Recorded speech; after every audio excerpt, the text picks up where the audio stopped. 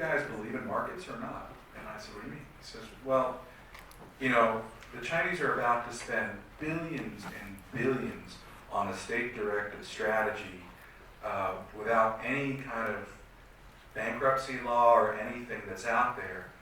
Why don't you just let them spend themselves into oblivion and go down this path? What's wrong? You know, what's the problem here? So let me ask all of you, what's the problem? You gonna go first or last, Derek? Yeah, that's a completely false dichotomy that the person who's smarter than you made. Our interest, the Chinese already are running up huge amounts of debt, and they've done it before in their industrial strategy, and the industrial strategy is, you know, started from the beginning of the reform period, if you want to use a breaking point. So Made in China 25 is not new, and they will waste an enormous amount of money. The question from our perspective, other than the grand strategic question of, oh good, the Chinese are ruining their own economy, is are they hurting us while they're doing it, right? It's not, oh, it won't work for China. It won't work for China. The Chinese have arguably the world's worst debt performance in history in the last 10 years. And they're not rich, and they're already getting old. So I'm not worried about China becoming the preeminent global economy. I realize a lot of people are. Those are people who don't actually pay attention. But that doesn't mean they can't hurt us a lot. They are big, and they have the ability to subsidize at a level we have not seen in terms of, you know, maybe the Singaporeans, but Singapore is a city.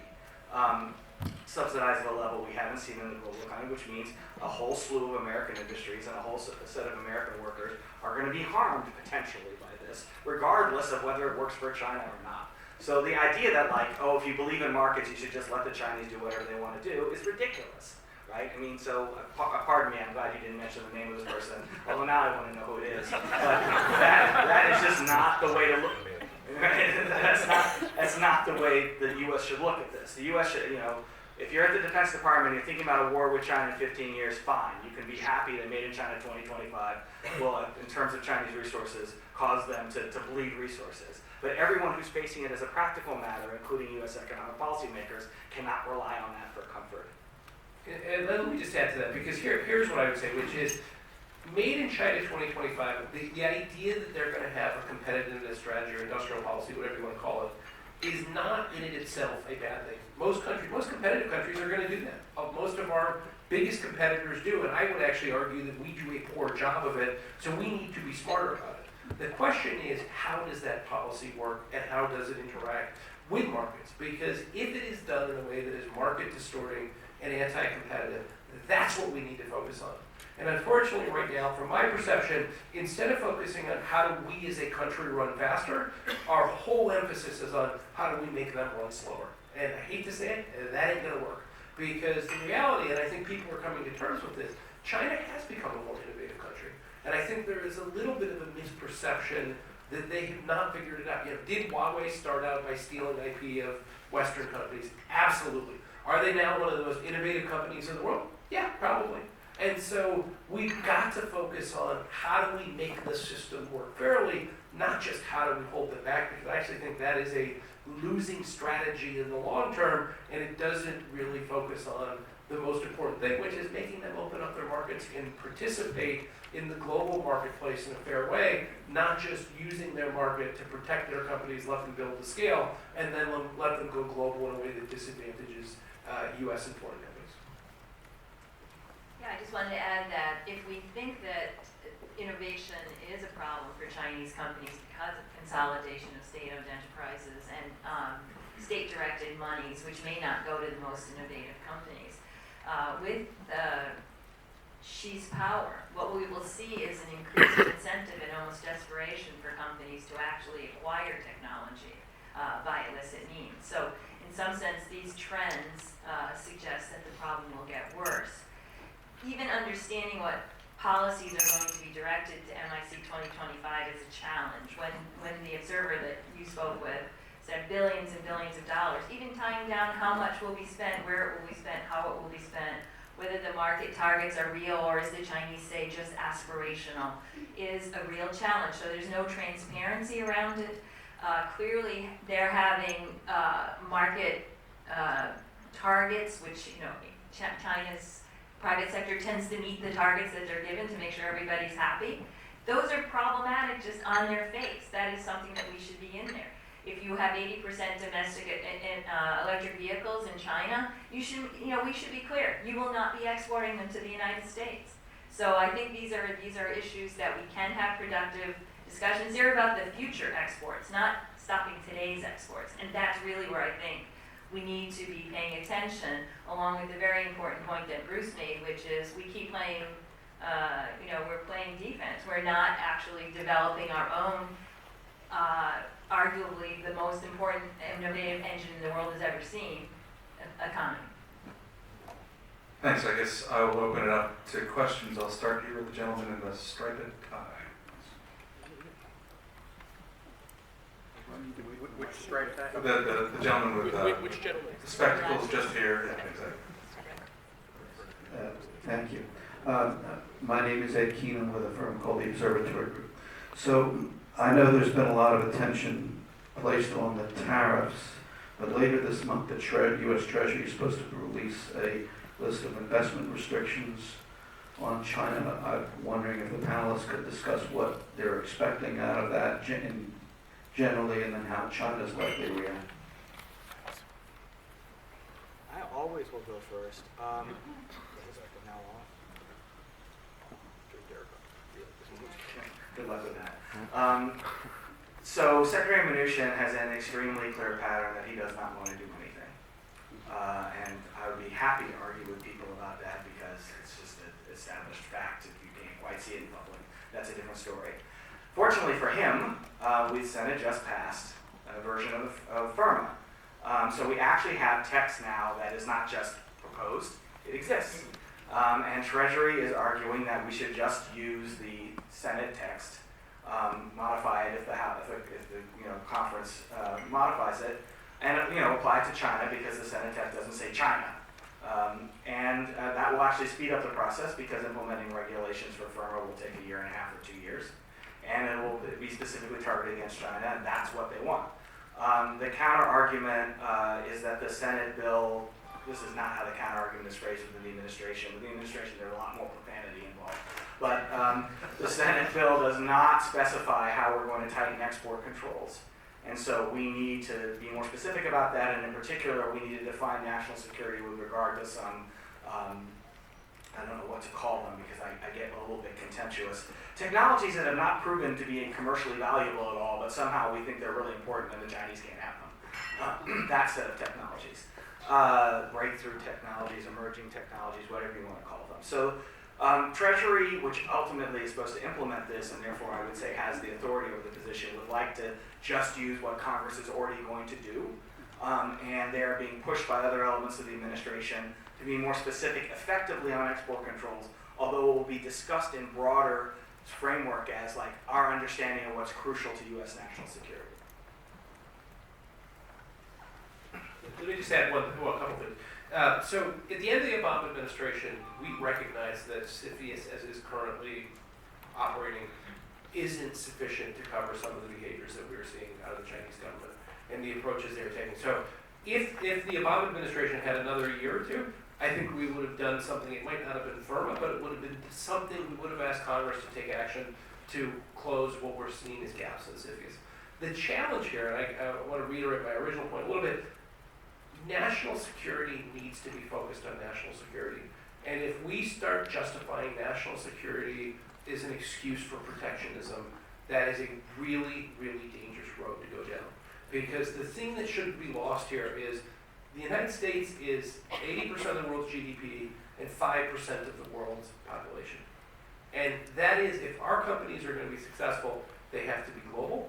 They have to be able to sell into the Chinese market because particularly in terms of technology, it is a disproportionate share. And if whatever we do, the Chinese are going to reciprocate. And my concern out of all of this is that if we start using national security as a justification for real economic protectionism and somehow this idea that we're going to stop them from developing, what we're going to do is we're going to fragment investment in technology.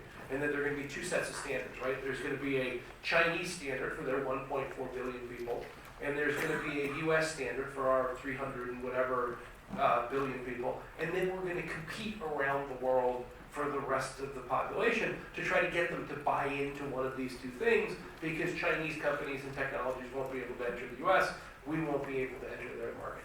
That is not a good recipe for A, for markets to operate, or B, for us to get to the best outcomes that will help U.S. companies, who frankly, our only ability for our companies to grow is to be successful in global marketplaces, getting into new markets, and having the chance to compete in a fair way. You want to take another question? I guess it's, well, actually, let's go to someone who's the young lady just up front. Hi, thank you. So I'm Jiang Hongjian with Caixin Media. I first have a question for Mary. So you mentioned the tariff approach. So the Trump administration is threatening to impose more tariff, but not yet imposed. But at the same time, China are introducing more opening up measures. Do you think these two are connected? And what do you think of these kind of strategies working out so far? And I also have a question for Derek. So the China still refused to admit its U.S. so-called unfair trade practice, in which Trump said it is going to impose more tariff if China refuses to change its behavior. So how would you evaluate our current situation? Are we gonna is Trump administration really going to impose the tariffs, or is that the goal? Thank you. Keep our answers relatively short so we can keep going. Okay, so China's opening up. We're threatening. Are they related? The answer is yes. China does respond to pressure. I think a certain type of pressure, a pressure that allows them to save face, as Bruce put it, while opening up and doing things that they are ready to do. I think they are ready. We've just come back from a long visit to China.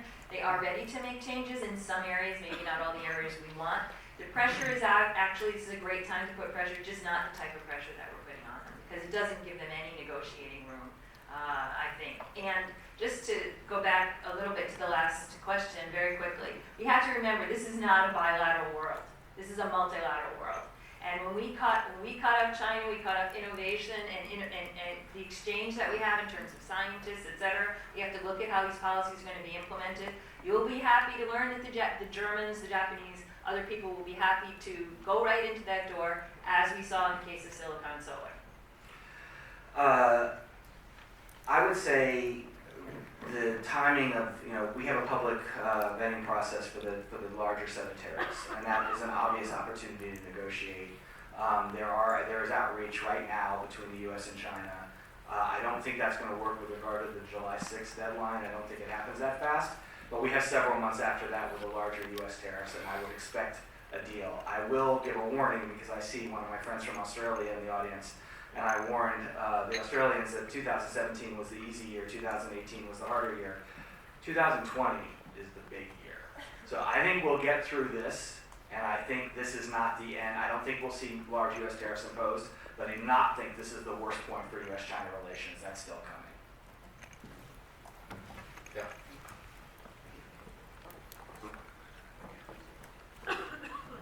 Rush the stage for a Thanks. Eric Coolidge, Automotive News. If there's so much forced technology transfer, it's, U.S. companies are really worried about theft of their IP. Is there some argument to be made about, I know it's a big market, but why set up shop there? There's so many other places now around the world where you can have factory platforms.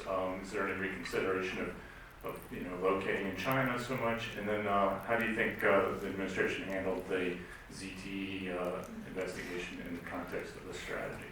Keep it short. Yeah.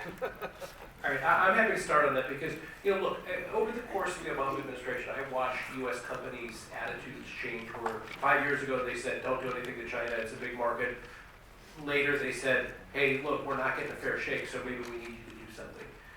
The point is, China is too big of a market. I think the point that Derek made earlier, 800 million people who've been moved out of poverty, their middle class is growing. It's a market that most U.S. companies can't afford not to be in, because if you can't be competitive in the Chinese market, it really hinders your competitiveness globally.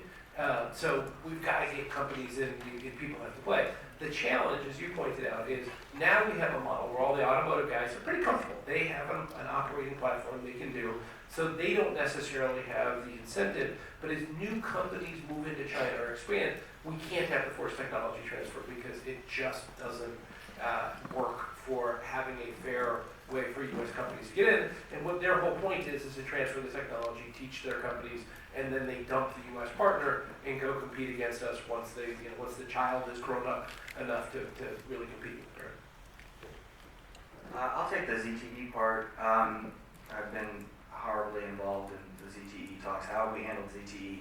I think Secretary Ross's current view, not the view he had 2 months ago, is correct, which is if they had not imposed the denial order, I don't know, he said everyone would applaud or their current punishment. I don't know about that. I think no one would care at all about this issue if they had not imposed the denial order. The problem comes from the fact that the denial order was effectively reversed by presidential tweet. That's not the way we want to make policy, either by process or by substance. So I think there's a good argument to be made that we shouldn't have imposed the denial order. How we got to this point is not ideal. I would go one step further because I'm a nasty human being and say we clearly don't trust ZTE. That's embodied in our dealings with them for years. Why do we want American companies selling them advanced technology if we don't trust them? I mean, so we're not asking ourselves the fundamental question here. The fundamental question, as important as Iran sanctions are, is not necessarily Iran sanctions. It's do we want to have a relationship with Chinese tech companies? And this is a criticism of the administration because most of the time the administration gives you very strong reasons why we don't. But the president then reversed it, quote, too many jobs in China lost. That's not a sensible policy. I'm going to go over here to this one.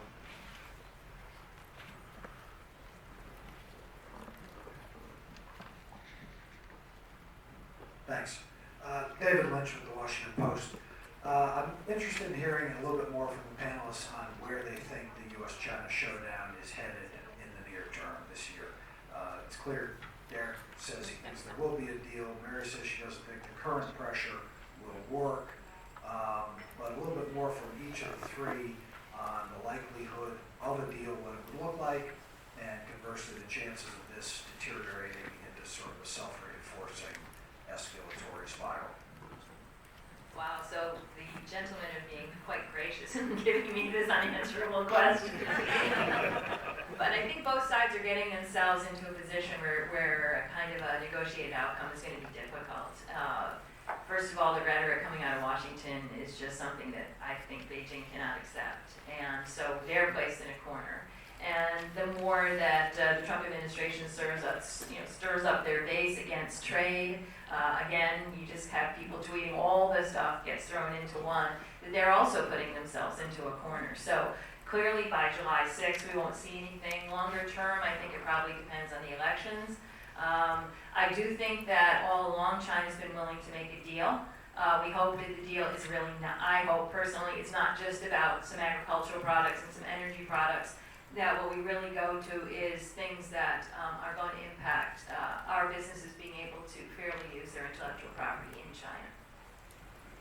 Yeah, and let me just say, I have to admit, I don't know where it's going to go because I think it literally changes daily. I think there are a couple challenges. One is, the best I can tell from talking to people in the U.S. government, we have never clearly defined a strategy or what our actual objectives are, or maybe there's at least two camps with different views on what that is. You can't negotiate with the Chinese without knowing what you want and what your priorities are. It's that simple. Second is, I completely agree with Mary. I think the Chinese want peace and stability, and the question is how much of a price do they have to pay for it? But we need to come in being realistic in what we're asking for, and then continue to press them and hold them accountable in order to get there. And then third is, my view, and we'll see if this is right, is unfortunately, I think Mary's point, we've dug in so there's no easy out of this with the rhetoric on either side until both sides go through a round of tariffs, suffer through some pain, and then say, okay, let's sit down at the table and let's find a deal. I think there'll be a deal struck during August. We weren't that far away from one in the first round when Secretary Mnuchin famously said the trade war is over, even though he's not in charge of trade. So, it really irritated me. So, basically, if the Chinese had made more concrete commitments in the first round, I'm not talking about whether that's justified or not, it's managed trade, but that is what, in fact, the administration wants from the Chinese. Chinese have made more concrete commitments in the first round, we wouldn't have gotten to this point. I think they will make them in the second round, and we will get purchases purchases, not just, Kudlow saying $200 billion, which was nonsense, but purchases that can be evaluated as, very likely to happen, as opposed to the net effect of our market opening is $100 billion. Isn't that good enough?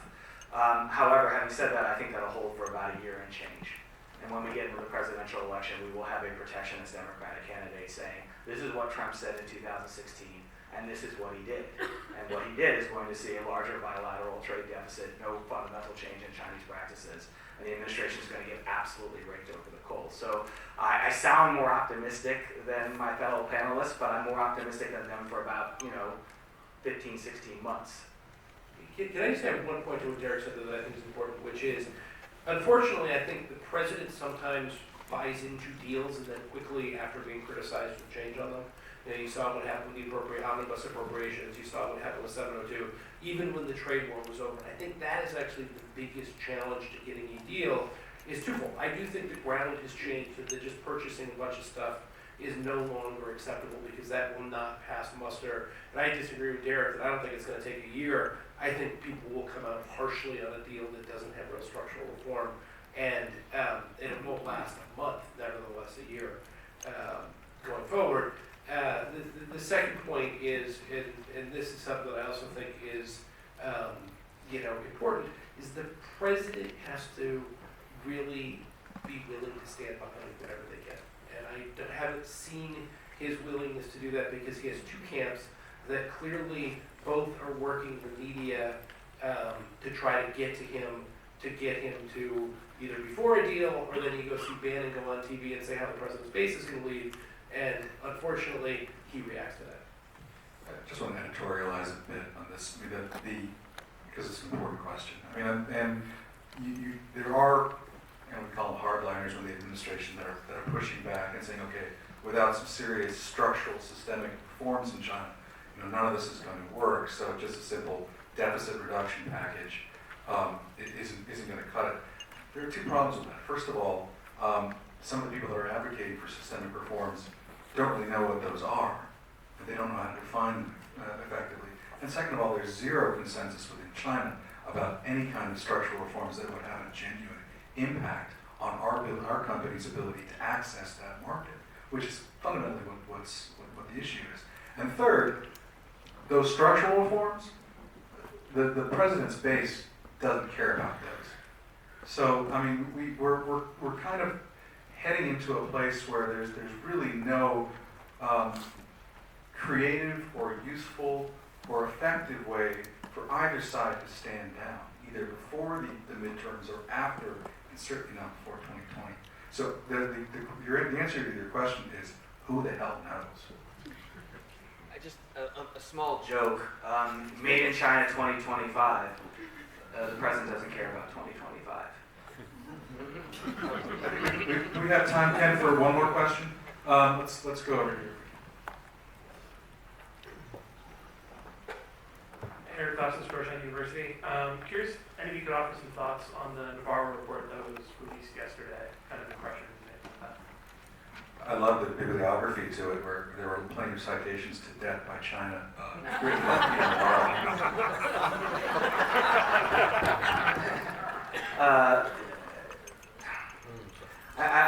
I need to give a short answer. I was there when the 301 was launched. So was the chamber. It was not a big group. I very much enjoyed Steve Miller sitting at the kiddie table, so I'll just editorialize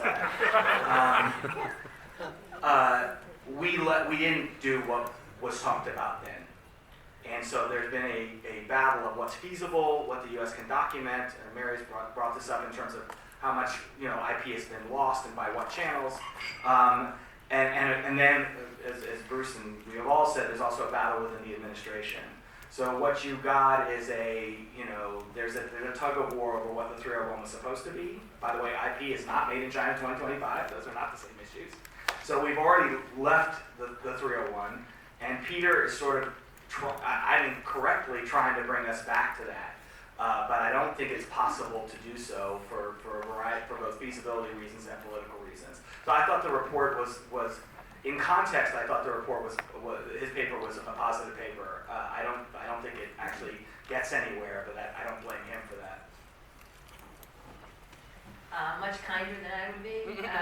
Coming from academia, where we at least try to have evidence-based assessments, I think both the 301 report and the new report are severely lacking. I think we have to demand more of the government before they put 25% tariffs that will potentially have huge implications for jobs and for profits in the United States. So I just think that the level, the standards of both understanding and how we understand these issues is just greatly lacking, and very sad because we have lots of people in the United States who have worked on this for years.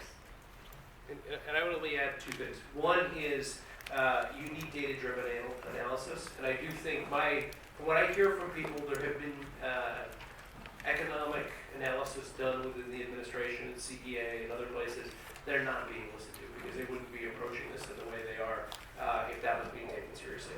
The second thing is, the biggest problem I have with the Navarro paper is, if that is a view of the world we set out, we're never going to get a piece in this because it sets out basically we just have to tell China to go pound sand permanently, and that's not going to work in a global world because U.S. companies and the U.S. economy can't be competitive in the world that it sets out. I promised Mary and Bruce that I provoked Derek enough so that they see him unhinged, and so I failed in my attempts. But I do want to thank what I think has been a really spectacular panel, and thanks to Ken for the opportunity.